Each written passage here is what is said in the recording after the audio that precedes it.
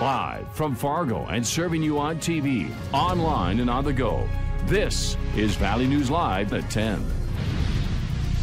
I want my granddaughter to be safe, but nobody else wants to go through that either. Nobody wants to hit a child. Nobody does that on purpose. So just be careful. There is concern tonight over what's being described as a dangerous intersection near a local elementary school. Valley News Live obtained video showing drivers violating the rules of the road. Valley News Team's Joshua Pagero went to the South Fargo intersection and saw for himself several cars ignoring flashing lights at a crosswalk. Christine Miller's walk to school is a short one. It's just a few blocks away from her grandparents' house. She says crossing the street to Osgood Elementary this winter has become dangerous. It really does scare me. Her grandmother shot this video Thursday morning. You can see drivers ignoring the 9-year-old's right-of-way at the intersection of 44th Avenue and 55th Street South. Despite the flashing lights signaling them to stop, the cars have no intention of doing so. Right now, you can't see them. You got flashing lights, no kids. People think, they've already gone. No, they're still waiting. You just don't see them. One of the concerns she raised at the high snow embankment is blocking cars from seeing her granddaughter whenever she pushes the stop sign. I'm 6'3" and wearing a bright red Valley News Live jacket so cars can see me. Her granddaughter is 9 years old and about 4 feet, and as you can see, she's totally covered. During our interview, Christine tried crossing and 4 cars ignored the flashing lights. I showed the same video to Fargo police. I watched that video and I went, why are they not stopping for that little girl? And there's snowbanks and there's so many safety conditions. Even though this area is in Fargo, the students attend West Fargo Public Schools. The district encourages drivers to be vigilant near schools. Make sure you stop for me and all other kids and parents and everyone.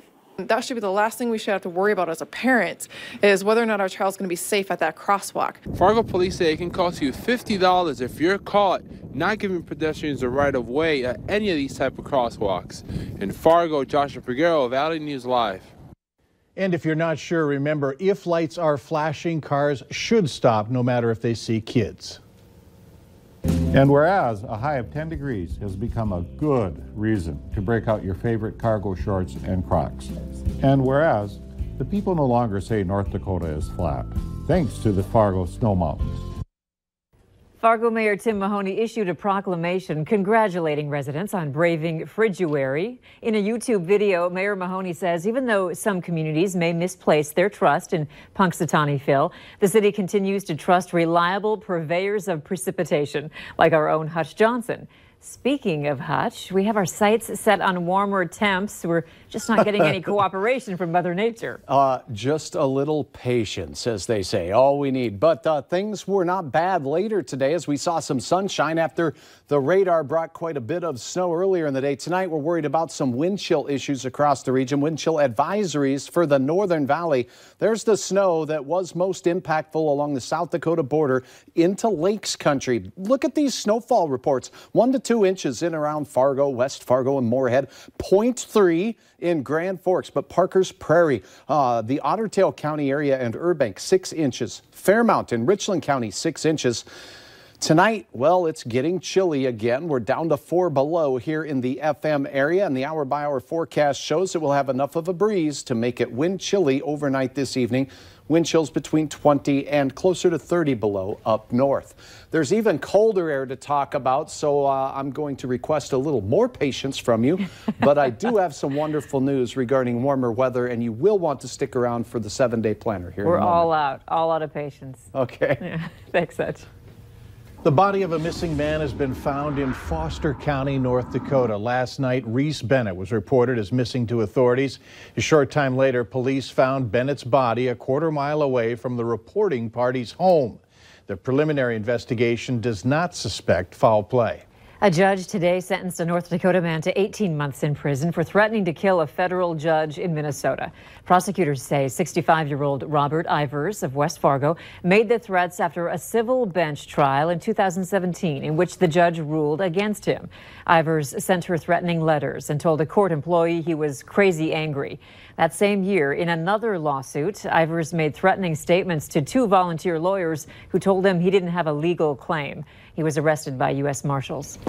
We're learning more tonight about a man facing burglary charges out of Cass County after court documents say he broke into his ex-girlfriend's house. We now know he's a registered sex offender.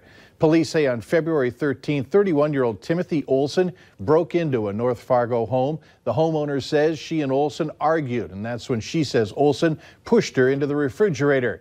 The homeowner was able to get away from Olson and left the scene.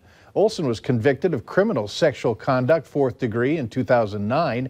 He's also been convicted of other felonies in the past couple of years, including theft and drug possession. Police say they're doing what they can to find out who tried to lure a girl into his vehicle today in Grand Forks. The girl, who is in middle school, told authorities about her scary walk home, saying a stranger approached her, asking her to get into a van with him. The student says attends Schrader Middle School, and the man approached her on 10th Street South. Police say the girl ignored the man and kept walking. It obviously is concerning. We're taking measures to make sure that we do as much as we can to avoid a future incident like this. There'll be extra patrols around the schools as they're letting out. Police described the vehicle as a red-colored minivan with South Dakota license plates. The man in question is white, between 50 and 60 years old, with gray hair and a gray beard. If you have any information, you can contact Grand Forks Police. A Fargo man is in jail tonight, accused of trying to steal money from an apartment laundry machine. Fargo police say not only did 23-year-old Travis LaFramboise have a very large amount of burglary tools on him, but he also had a homemade explosive device. An officer who was checking out the building on Thursday just happened to run into the Fargo man. Do you think it was just to get the quarters or to do anything more dangerous? I would hope he wouldn't try to blow the lock on a laundry machine for a couple bucks worth of quarters. LaFramboise was arrested for attempted burglary, possession of a bomb, and 5 outstanding warrants.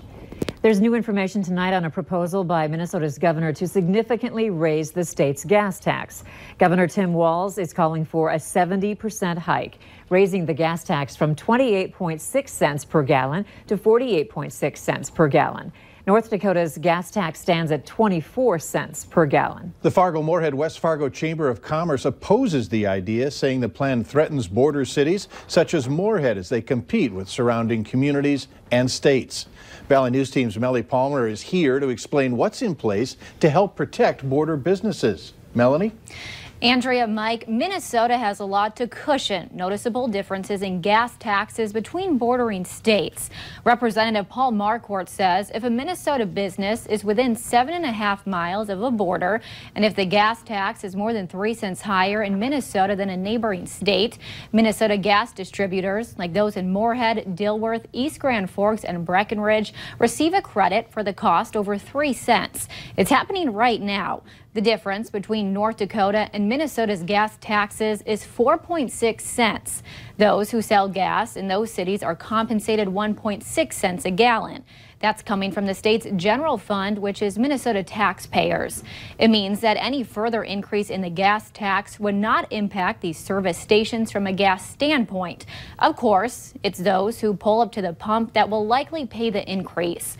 And if the price hike prompts you to buy in North Dakota where it's cheaper, then you won't be buying other items from these Minnesota businesses like snacks and soda, which make a significant difference in their bottom line. That's what has the local chamber so concerned. It's pushing for a business-friendly environment in Minnesota and does not support raising the gas tax. Mike, Andrea? All right, thank you. Representative Paul Marquardt called the governor's proposal a starting point, saying it's certainly too high.